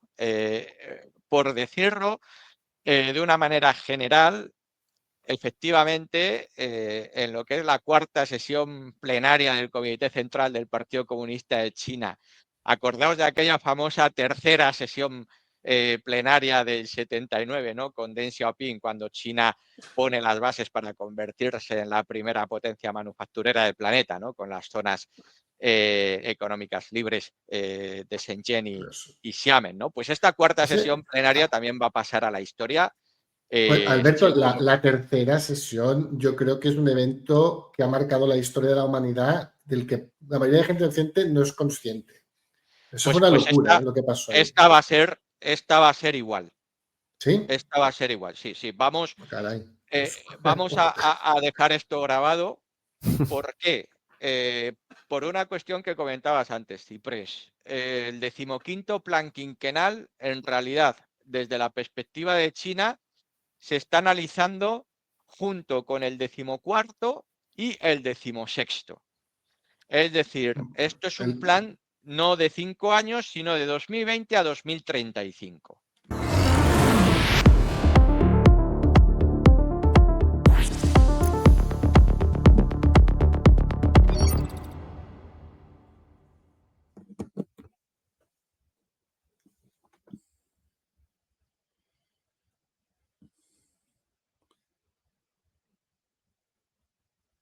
No te escucho, estás silenciado, Sí. creo. Es que me pongo el mute aquí porque estoy en casa. Lo que te decía, que la verdad es que es un lujazo lo de tener a este hombre, porque estuvimos esperando a que saliera el plan quinquenal un poco para que nos hablara de ello, ¿no? Y la verdad es que lo que pensábamos es que nos iba a hablar del plan quinquenal y ya, pero el tío se vino arriba y lo que nos empezó a contar es precisamente sectores e incluso empresas que cree que se pueden beneficiar mucho por este plan quinquenal, ¿no? Así que la verdad es que es un contenido de la leche. Ya te pasaré el vídeo. Y entonces, ahora con todo esto, cuéntanos de Baba. Sí, bueno, Alibaba ha sido uno de los éxitos del año. Bueno, realmente, si nos fijamos, ¿no? En general, si vemos al principio de año las primeras posiciones, esas tres estaban entre las primeras top 10 y las tres de abajo estaban en la parte muy de abajo, ¿no? Entonces, oye, positivo, ¿no? Que lo que acertemos esté arriba y lo que fallemos esté abajo. De hecho, pues tenemos las limitaciones que todo el mundo sabe de fondos, pero yo creo que en un hedge fund este año la rentabilidad, si extrapolamos Gamma, que tampoco es justo del todo porque jugamos con la exposición y compramos algo más en el Liberation Day y tal, pero en Gamma estamos haciendo un 50% de rentabilidad en el año. En Sigma solo y enfatizo de solo un 28, ¿no? Lo cual, pues bueno, está muy bien, pero la clave es eso. Las que están arriba, pues las tenemos bien mimadas, bien cuidadas y en general hay cosas que deberían de pasar a 1 o 2 años vista. Y aquí en Alibaba, pues era una de esas, ¿no? Empezamos a comprar, si no recuerdo mal, bien en el 2023, probablemente en el 2023 ya empezaría a salir top 10.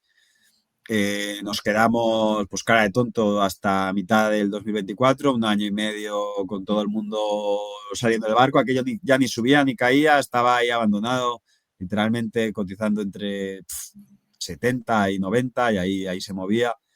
Y bueno, nosotros teníamos ahí un catalizador claro, aparte de que China mejorase por tema de estímulos y por tema de ya dejar atrás del todo el COVID, que les había costado, todos lo sabemos, que no es como el Western, ¿no? Que fue el 2020 y poco más, y parte del 21, allí se extendió de mala manera en toda Asia.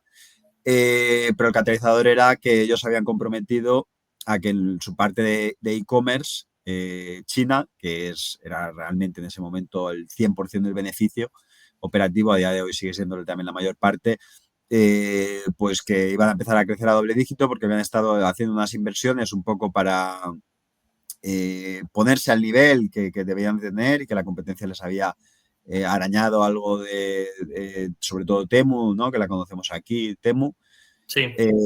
Les había, que es Pinodú allí, les había arañado algo de cuota, pero bueno, yo creo que hicimos ahí muy bien el trabajo, hablando con muchísima gente para entender que esa cuota que le había arañado era más de la debilidad económica china que de que Alibaba haya perdido el servicio. Sí que es verdad que le faltaban algunas inversiones, que hizo el nuevo management muy bien, pero que esto iba a volver a crecer fuerte, ¿no? Entonces, ese ruido que compraba todo el mercado de lo primero, China se había quedado abandonada porque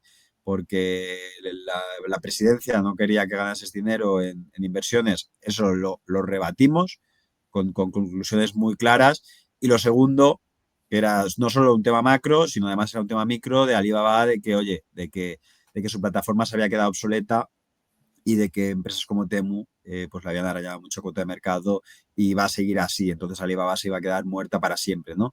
Entonces también lo rebatimos con mucho trabajo, con incluso viajes allí, y vimos que no, que Alibaba había perdido algo de cuota, estaba ya recuperándola, ya habíamos visto ese punto de inflexión y que era más un tema macro, un tema de que la gente había bajado el nivel de compras y había ido un poco más al low cost, y el low cost te lo proporcionaba más Temu, ¿no? Entonces, bueno, pues lo hicimos el deber.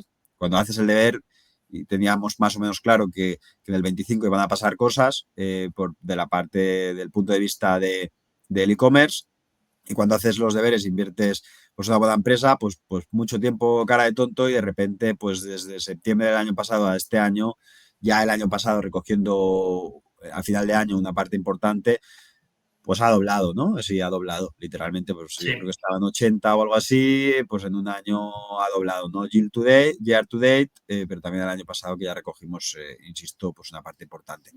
Entonces, eso es lo que ha ocurrido por el camino. ¿Alguna cosa positiva extra? Sí, lo de la inteligencia artificial, ¿no? La inteligencia artificial en China consideraban, que es una de las otras cosas que refutamos, ¿no? De que el cloud en China no estaba creciendo. Nosotros tenemos claro de que el cloud en China no estaba creciendo no porque fuese malo, no porque ellos no tuviesen los ingenieros, la tecnología correcta, sino porque en China pues estaban pasando su propia recesión y el nivel de digitalización era menos necesario en ese momento, ¿no? Y en cambio, pues en Estados Unidos y en Europa estábamos mucho más avanzados.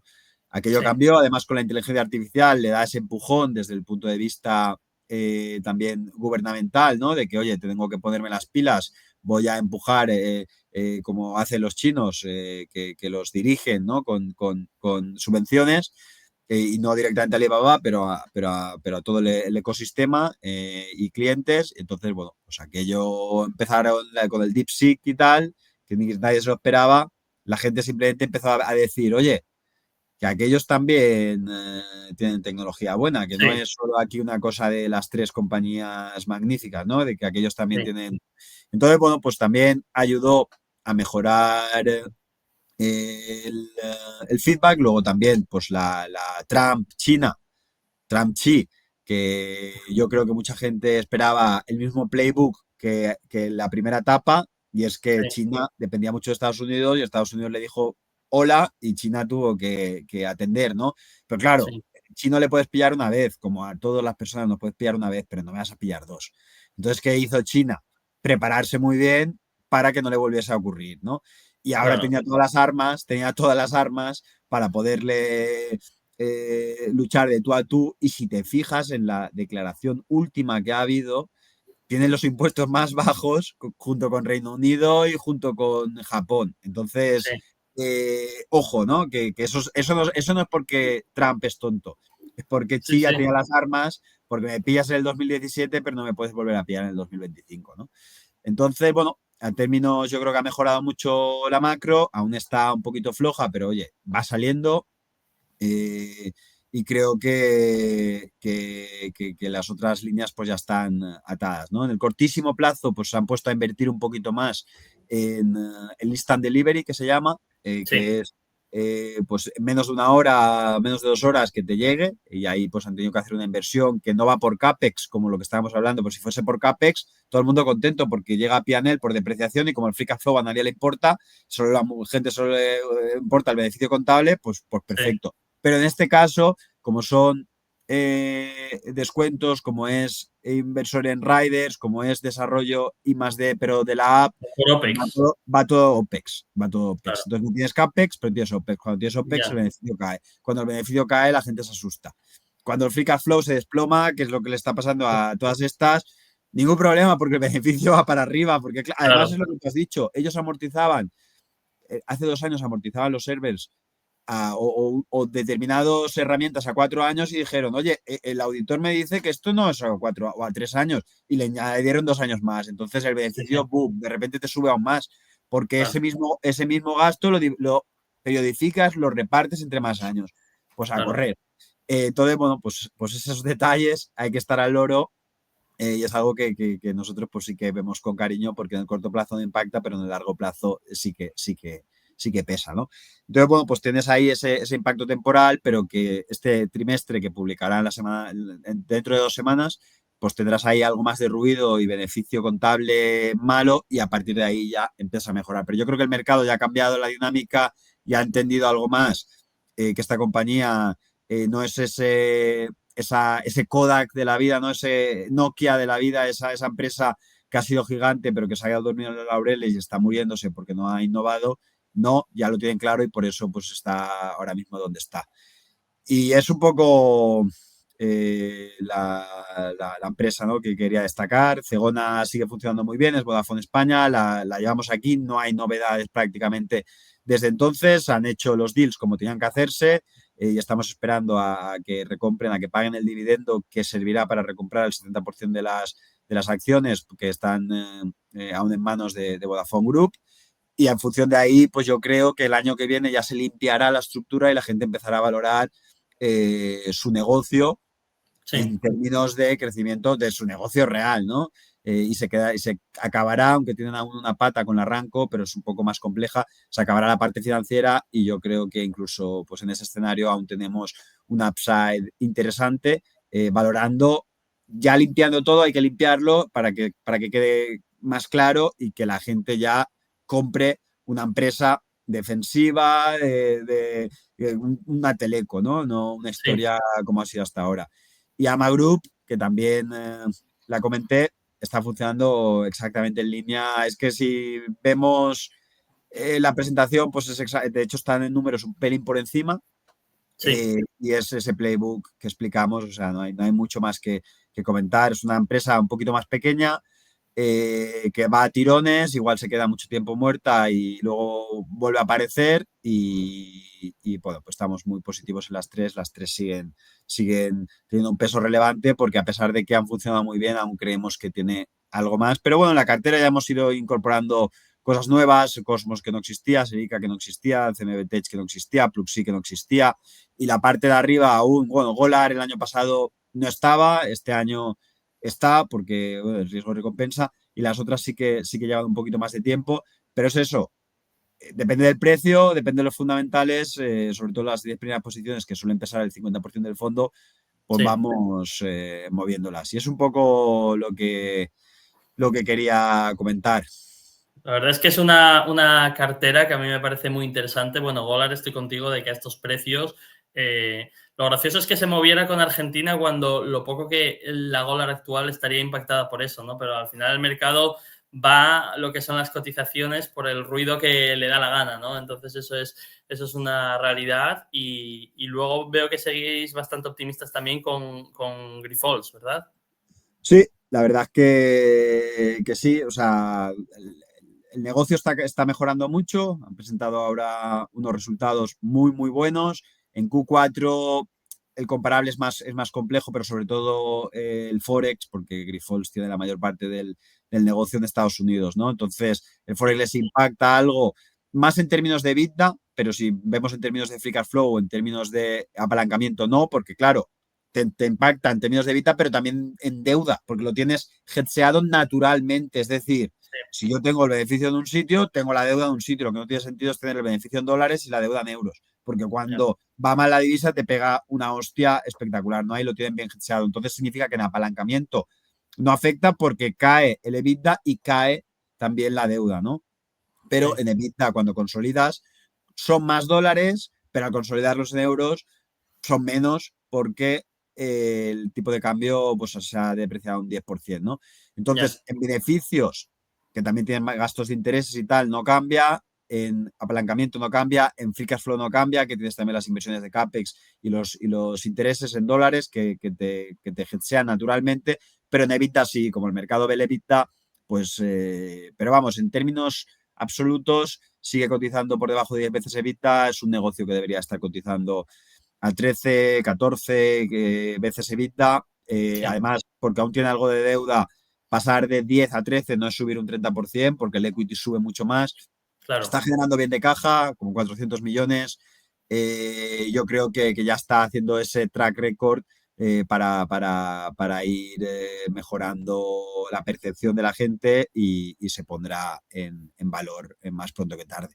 Sigue muy positivo con la cartera, nuevas entradas, mantenemos el potencial y la verdad que expectante, ¿no? de ver también el año que viene qué pasa. Todos los días pasan cosas y esperamos pues seguir manteniendo, no a un año vista, pero seguir manteniendo pues eso, a esos 5 años por los rendimientos de doble dígito.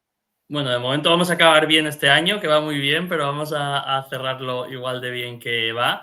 Darte la enhorabuena, la verdad es que ha sido un gran año para ti, para el fondo. Muchas ideas que, como sabes, son compartidas, ¿no? Obviamente con la comunidad de Momentum, por eso les va a parecer tan interesante este vídeo. Y además me gusta acabar con Grifols, que luego dicen que nunca hay empresas españolas, ¿sabes? Así que, oye, tanto tú en el fondo como nosotros en Momentum, ya veis que hablamos de empresas españolas, pues cuando hay que hablar de ellas y merece la pena, ¿no? Entonces, nada, para cerrar, cualquier persona siempre, que mucha gente no sabe por dónde escribirnos, el email info@momentum.financial, cualquier tema que tengáis respecto al club, ya habéis visto ese vídeo del señor Lebron, temas de Mexen, mucha gente que se quiera apuntar y demás, nos escribís al email info@momentum.financial y nada, Gabriel, darte las gracias como siempre y nos vemos, a ver, igual pronto no, vamos a ver, o por aquí por el club, que también últimamente estuvimos grabando temas de Afentra, estuvimos comentando temas de Quistos también,